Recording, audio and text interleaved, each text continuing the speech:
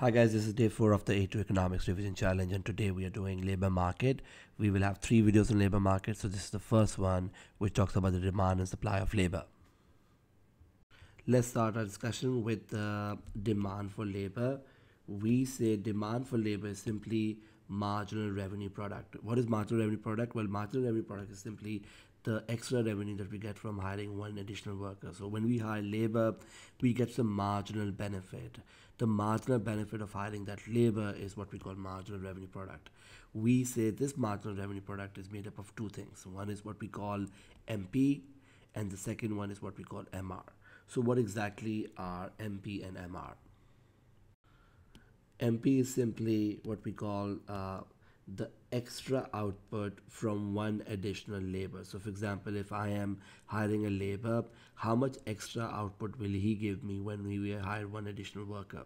On the other hand, MR is what we call the extra revenue from selling one extra unit. So for example, if I have a cricket bat manufacturer, and let's say he hires a worker, and let's say the worker gives him 10 bats. So we say that MP is simply the 10 bats that this guy has given us because we hired the labor. Now MR is basically the price at which those bats will be sold, because that's the extra revenue from selling one extra unit. So for example, if the bat can be sold for $20, my MRP will be 20 times 10, or $200 from hiring this worker.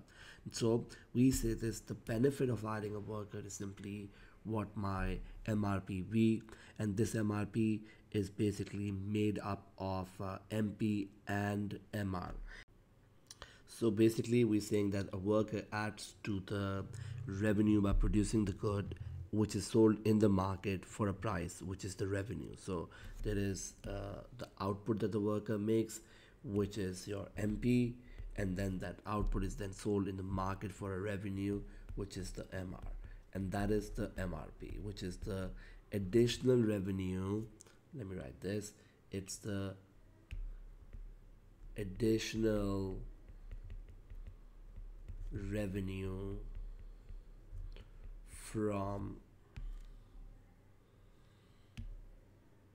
hiring one extra worker. Now, if the market was in perfect competition, we know this, in perfect competition, we say price is equal to MR. So perfect competition price is equal to MR. So this means that MRP will simply be MP times P. Rather than MP times MR, it will be MP times P, because perfect competition में P is equal to MR. So if you look at the diagram of under perfect competition, this is how it looks like. My MP is like this. My MP is downward sloping, and the reason why MP is downward sloping, if I could quickly recap, is the concept of law of diminishing return, which says this, that after some sort of quantity of labor, which is my variable factor, there will come a point where MP starts to fall. So as I hire more and more labor, MP starts to fall because of the law of diminishing return. But my price is perfectly elastic curve. My demand curve is perfectly elastic, where P is equal to MR. Now the product of MP times P is my MRP. So my MRP curve will actually be the same shape as this one, because my price is constant. Let's say price is $10. I'm multiplying $10 with this graph. So my MRP, which is expressed in terms of dollar, will be a curve that looks like this. The shape will be exactly like my MP curve, except for the fact that the scale is, it is scaled by a factor P, because MP times P, which is a fixed constant, or which is a constant, makes up my MRP. So MRP is the product of MP times P, and therefore this is the shape of MRP. So remember this, that in perfect competition we say that MRP is downward sloping due to the fact that MP is downward sloping. Why? Because MP is downward sloping due to law of diminishing return. On the other hand, if the market is imperfect competition, we know this, like a monopoly, even MR is downward sloping. So in a monopoly market, because demand curve is downward sloping, MR is also below the demand curve, so even MR is downward sloping. So because MR is downward sloping and MP is downward sloping, so in imperfect market what we say is that since both MR and MP are downward sloping, our MRP is also downward sloping. So we got to remember this, that perfect competition, why is MRP downward sloping? And the answer is basically because MP is downward sloping, while in imperfect competition the reason why MRP is downward sloping is because both MP and MR are downward sloping. This brings us to the next concept of what we call profit maximization. Now, profit maximization simply says this, that you are looking at marginal benefit and marginal cost. Now, the marginal benefit of hiring a worker, we say, is the MRP. That's where the demand for labor is. So we hire a worker because we get some benefit, which is the MRP. And we want to equate that to the marginal cost of hiring that worker, which is the wage rate we pay. And if MRP is equal to MC, we say we are maximizing our profits by employing that worker. Now, I'll draw my MRP like the way we've drawn it before. MRP is like this. This is my MRP, which is equal to MP times P. And I'm saying this, that this is my benefit of hiring a worker. And let's assume right now we are in a perfectly competitive market. In a later discussion, we talk about how things will be different for imperfect market, but let's assume this is a perfectly competitive market, and that's why I wrote MRP is equal to MP times P and not MP times MR. Now, in perfect competition, we know this, that if you're hiring workers, they are in a market where there are many workers out there. So the wage rate that we normally typically pay them is the market going wage rate. So we pay them, let's say, a particular wage rate. Let's say this becomes my wage rate that I pay. Let's call it W naught. Now this wage rate W naught is a perfectly elastic curve, which is something which I'm going to talk about a little later. But we also call this wage rate to be our marginal cost of hiring one extra worker. If the marginal cost of hiring one extra worker is the wage rate, and this is a demand for labor, then MC is equal to MRP is happening at this point. Let's call it Q star. So this is Q star labor hours or quantity of labor is what we are employing. Now we are saying this quantity Q star is profit maximizing, and the reason why we're saying this is this because look at what is happening before Q star. Before Q star, we say this, that MRP is greater than MC, which means the revenue that we get from hiring a worker is more than the cost of hiring a worker. If the revenue that we get in hiring a worker is more than the cost of hiring a worker, this means my extra profit, my marginal profit is positive. And if my marginal profit is positive, basically it means this, that I should be hiring more workers. Similarly, what happens after Q star is this, the marginal revenue product is less than MC. Look at this, guys, what is happening here. This is my marginal revenue product, that's less than the marginal cost of hiring a worker. So if the marginal revenue product of hiring a worker, the benefit of hiring a worker is less than marginal cost, then I can say this, that the marginal or the extra profit is negative.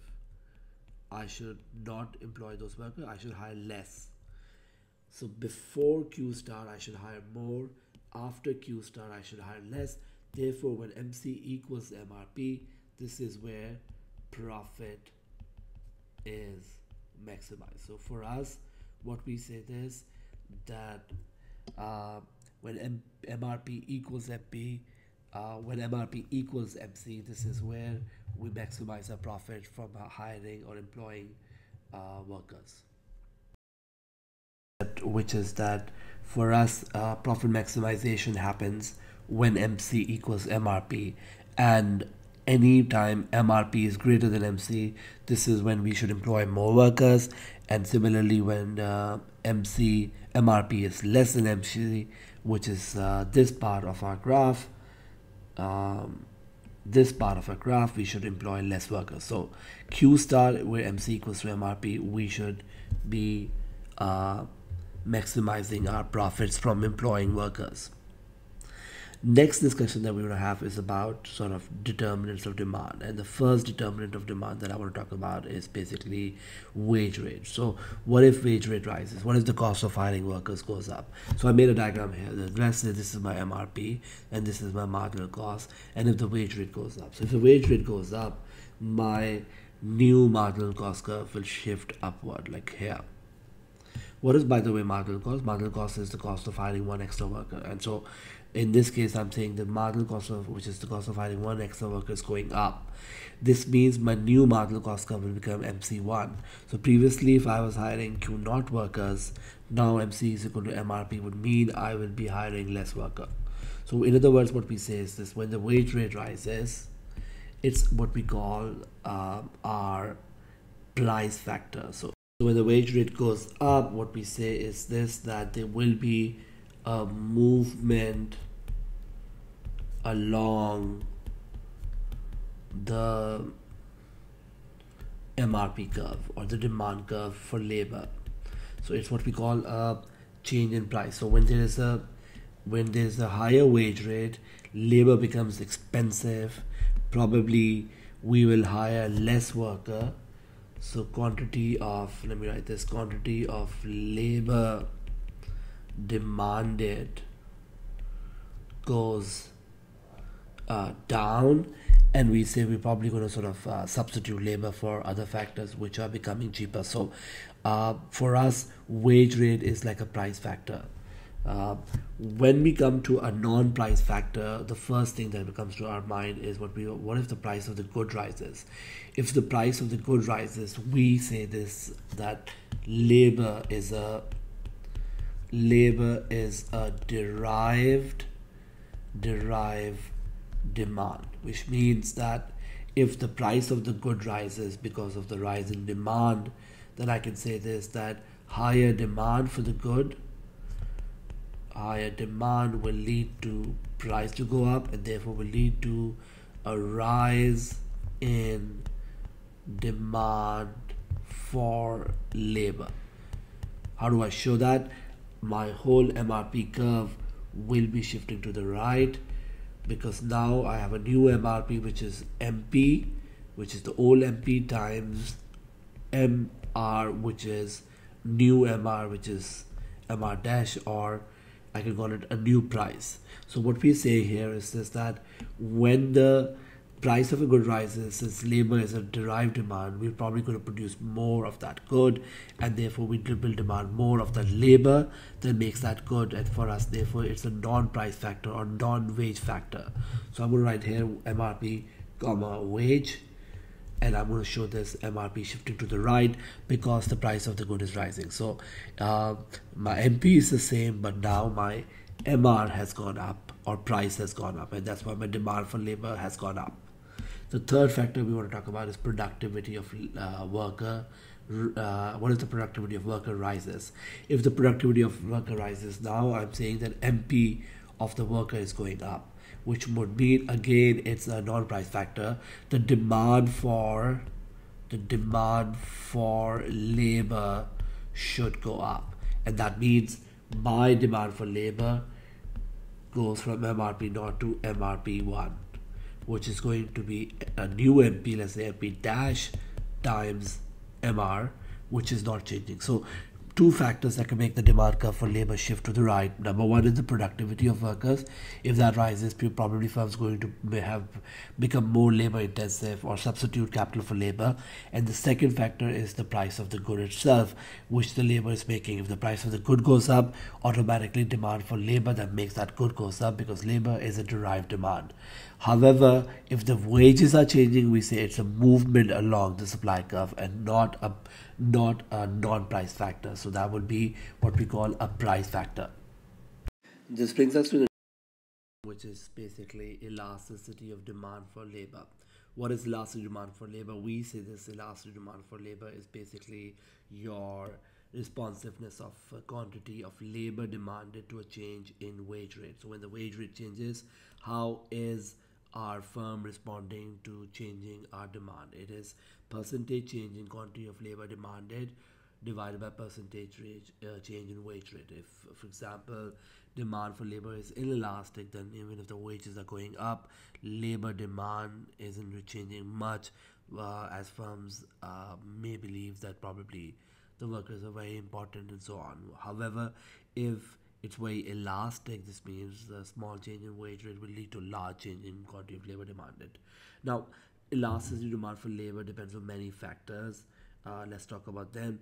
So elastic demand for labor will be very high, we say, when the demand for the good that the labor produces is very elastic. Let me explain this point. Well, if the demand for the good that the labor produces is elastic, let's for example, um, um, since labor is what we call a derived demand, so if small change in price leads to a large change in demand for the good, then clearly the labor that makes that good will also see a large change in employment.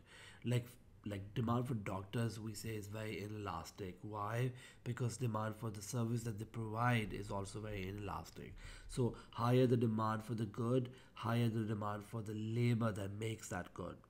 The second factor is how easy it is for us to substitute labor for other factors. If it's very easy for us to substitute labor for other factors, as soon as my wage rate goes up, I may become from labor intensive to becoming capital intensive. So if it's easier to substitute, then demand will be very elastic. The third factor, what we say, is that the greater the wage cost as a proportion of total cost. If wage takes up a larger proportion of my total wage cost, then I will be very sensitive to a small change in wage rate. So if it is, let's say, 60% or 70% of our wages, which is true for many service sectors, then there will be a possibility that a small change in wage rate will lead to a large change in employment. So uh, labor's cost in terms of our total cost will also matter.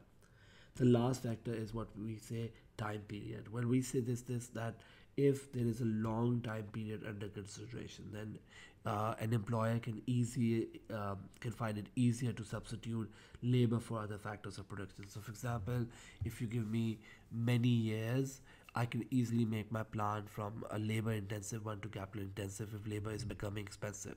But that may not be possible in the short run. Before we move on to supply of labor, from our individual demand for labor by a firm, we can also get our market demand for labor, which is simply horizontal summation of individual firms' demand for labor. So, market demand simply the sum of individual firms' demand for labor. Now let's talk about supply of labor. Well, before we talk about the market supply, let's talk about individual worker supply of labor. We say when you look at individual worker, he has basically two options. He can either work, which means supply labor, or he could demand leisure. Now, for us, leisure is just like any other good. It's a consumption good. What do I mean by consumption good? Consumption good means that whenever I buy this good, there is what we call some utility or satisfaction that I get. So just like pizza or cake or cold drink or whatever, I get some consumption, I get some utility or satisfaction from those goods. Leisure is also just that kind of a good where when I consume that, I get some utility. We also call leisure to be a normal good, which means as income go up, we will probably be buying more of leisure because we don't need to work more if we get richer. We will rather want to sort of relax more, chill more, and so on and so forth. So we say leisure is what we call a normal good. Another important concept of demanding leisure is this that it's not free. There is a price we pay for leisure. The price that we pay is basically wages foregone. So there are wages that are foregone, which means that there is an opportunity cost. 1 hour of leisure means 1 hour of not working. So if I'm demanding leisure, I'm not supplying labor. So in a way, they are in competition with each other. And for us, leisure is just like any other good which has satisfaction or utility, and it is also normal in nature. Now, why do we need to discuss the nature of leisure? Is because when our wage rate goes up, we say there is both substitution effect and income effect taking place. So when we say this, that when the wage rate goes up, the wage rate is basically, the wage rate effect is made up of the substitution effect and income effect. The substitution effect simply says this, that when the wage rate is going up, leisure becomes relatively expensive. Why? Because wages are rising. The 1 hour that I decide not to work, that 1 hour of relaxing, chilling, or leisure becomes expensive, and therefore the opportunity cost of leisure, it goes up, and as a result of that we will demand less leisure and quantity of labor supplied will go up. So basically, when the wage rate is rising, people will decide to work more, and that means that the demand for leisure will fall while the quantity of labor that we are supplying will go up. But income effect works in kind of like an opposite direction. It says is that wage rate goes up, the real income goes up because your purchasing power goes up because now you're being paid more. But since leisure is a normal good, like we said this, that it's a normal good, then this means that if your real income is going up, we should demand more of leisure, and that means, let me write this, we should demand more of leisure, and that means that the quantity of labor supplied should go down. So substitution effect simply says we should work more, while income effect is saying we should work less.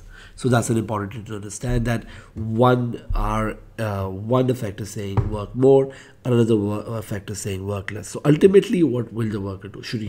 Will he work more or will he work less? And we say that actually depends on wages. So when you look at an individual worker's supply curve, we end up making what we call a backward bending supply of labor, something like this, where we say till a particular wage rate, let's call it W star, till a particular wage rate like W star, your wage goes up, your quantity of labor supplied is going up, which means the substitution effect, which says work more, must be greater than my income effect, which says work less, because substitution effect says work more, income effect says work less, wage rate goes up. Ultimately, if I'm working more, substitution effect must be outweighing income effect.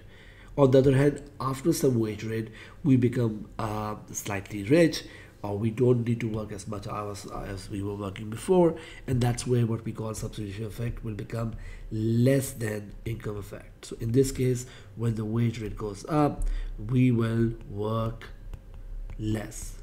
But here, when the wage rate goes up, we are working more. So that's why this is what we call our backward bending individuals supply of labor. To the next concept of what we call elasticity of supply of labor, which is basically the responsiveness of what we call quantity supplied to a change in wage rate. Now we're looking at the worker side. How responsive is he to the wage rate?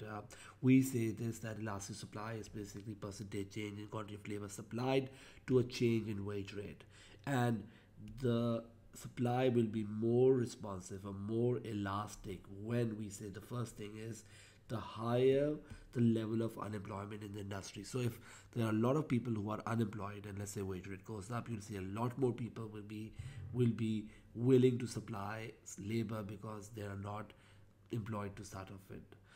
On the other hand, if there is full employment in the industry, then this means that a lot of people are already employed. So even if the wage rate goes up, the quantity of labor supplied will not significantly change. So the first factor that depends that will make our supply to be more elastic will be how much unemployment there is in the industry. The second factor is the more occupationally and geographically mobile labor is. If labor force is very occupationally mobile, then let's say if I'm a banker and I'm very occupationally mobile, and let's say consultancy industries sort of wages go up, I can quickly switch to consulting industry because I know this that I can easily work there. But if there is lower occupational mobility or geographical mobility, it's difficult for people to move from one job to another, or it's difficult for people to move from one area to another, which means labor will be very inelastic. So higher training can actually help us achieve occupational mobility, and that's the next point. The shorter the training period, if it's easier to train workers because the training period is really short, then supply will be very, very elastic. Why? Because when the wage rate goes up, I need more workers, I can quickly train them, and that makes my supply of labor to be very elastic. On the other hand, if the skills required in that job are very, very low, let's say if it's a very unskilled job, then this means that I can easily sort of train workers, and that can make my supply to be very responsive to a very changing wage rate. The last factor that we want to consider is what we call the longer the time period under consideration. So, if there's a longer time period under consideration, if you give me many months or a whole year, then I can easily train workers and I can increase my supply of workers. But if you give me very little time, then that would mean that it's not going to be easy for me as an employer to train my workers. So, longer time period, more supply will be elastic as we can easily train workers and add them to our labor force.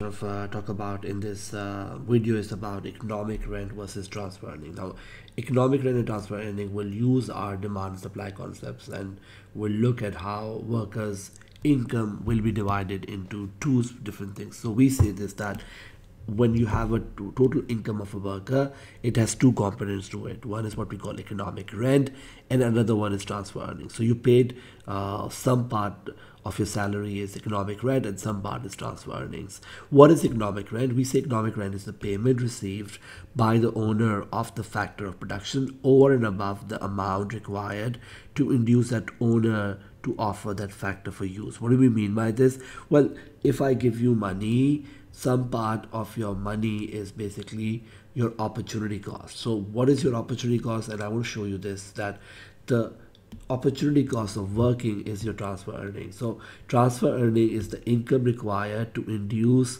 supply of factor production, or it is your opportunity cost. So let's say if I say I'm giving you $200 for a job, and the next best alternative is giving you $100, then this means your transfer earning is $100.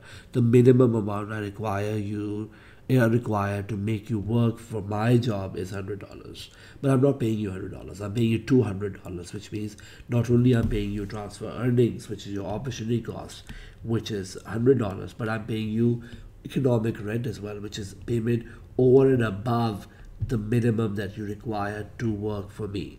So the minimum that you require to work for me is your transfer earning, and over and above what you get is your economic rent. Now, why would somebody pay you over and above what you're getting in another job? Well, it could be basically the fact that you're really good and they want to sort of attract you to this industry. It could be because you're very skillful and you need to be paid a premium over and above your opportunity cost. It could be basically you have worked and you have a lot of experience in the job that is required, and therefore you get a premium more than what others are getting.